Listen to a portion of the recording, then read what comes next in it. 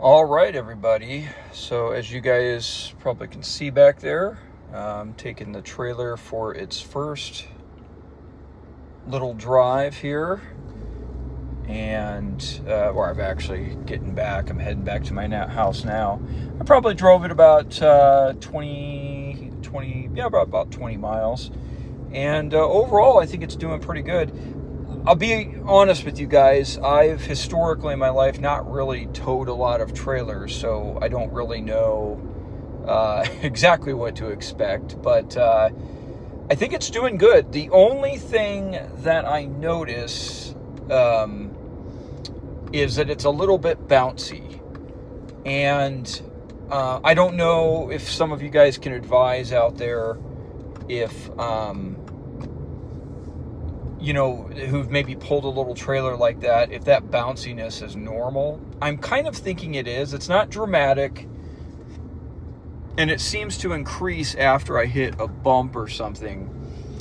And this little trailer, it does have kind of a rudimentary little leaf spring suspension, but it does not have any kind of shock absorber. So I'm kind of guessing the bounciness is probably just to be expected. However, if any of you guys have pulled a little utility trailer like this around, if you could advise, I'd appreciate it. I just want to make sure that's normal.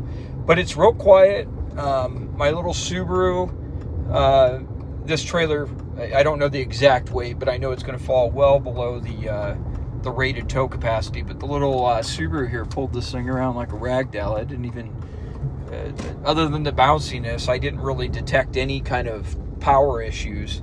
There was one time I was getting off on a freeway off ramp and kind of forgot, I guess, the trailer was back there. And I did notice that, the braking is a little bit impacted. Again, nothing too dramatic. But I was impressed with how this thing did in terms of stability. I took it, it's not super windy today, but I did take it on a portion of the freeway where there's a lot of really strong crosswinds, just kind of where it's located and everything. And, I didn't know, again, I don't have a ton of experience in trailers, so I didn't really know what to expect if the wind would kind of pull it around a little bit, but it did really, I didn't really notice the crosswinds, so they are pretty consistently there. And I think the overall wind today is probably about 15, maybe a little gust up to about 15 or 20 miles an hour. So yeah, I mean, the trailer did really well. Seems really maneuverable. It's pretty quiet. Yeah, I'm pretty happy. So I'll show a couple shots of it driving so you guys can get a sense of what it looks like. And then I did get the heater, or I got my diesel heater installed, so I'll show you guys that in a moment. And yeah.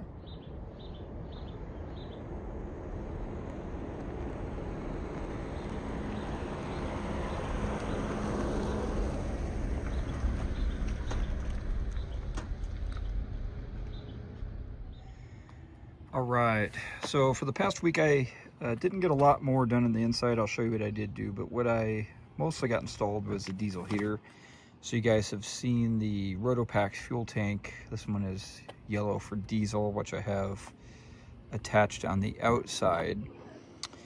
So the diesel heater I used was one that was a kit that came with all the individual parts.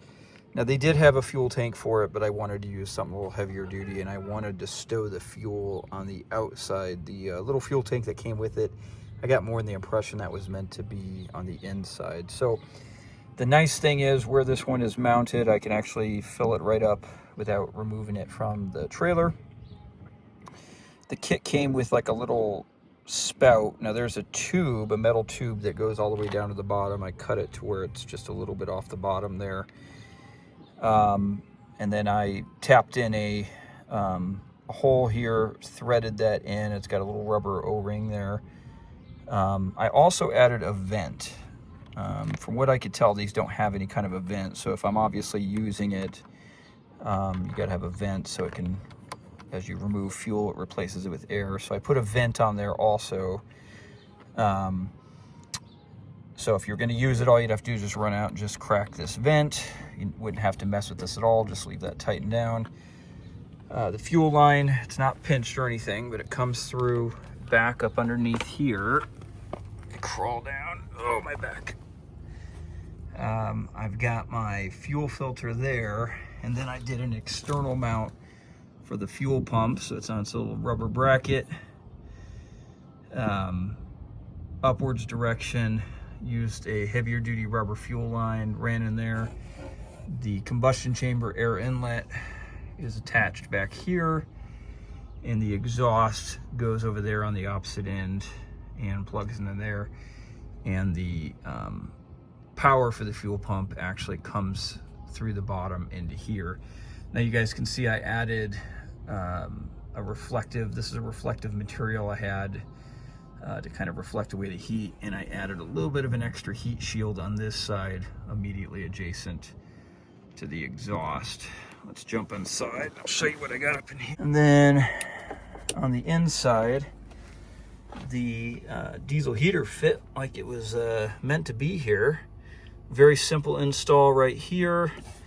I mounted the little plate that the heater itself mounts to over a piece of fiberglass. Got more of that reflective material, and I just used some high temp RTV sealant like you would use for automotive purposes to seal between this mounting bracket and both sides of the fiberglass. Obviously I've got to finish up the cabinets in here, but the output for the heat will come right there. There'll be some wood slats across there, so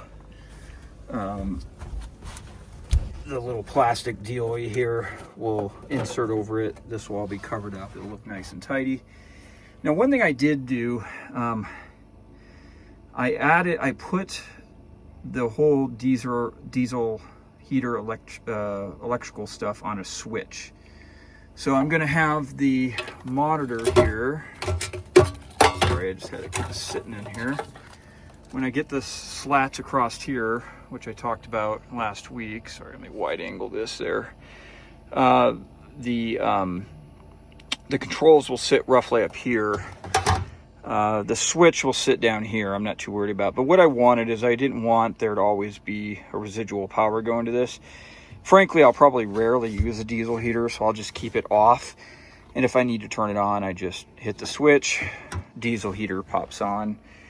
Got the fridge hooked up to electrical. And I was talking last week about the mounting. There's that little wedge I used. Real solid. Microwave's mounted also. Microwave is on the inverter. Let me turn on the inverter here. Hold on. There we go. So you can see the microwave turns on. So my next steps is I just got to sheath across what I'm going to put in place and put in some trim. But she's coming along. I'm really liking it. It's getting hot here in Vegas. So, all right, guys, thanks for watching. Just a little update. If some of you guys are familiar with these trails, just let me know if that little bit of bouncing there is normal. I think it probably is. And happy Memorial Day. This is when this video is being shot, of 2025. And appreciate all of you guys' viewing and all of your positive comments and feedback. And we'll talk to you guys later.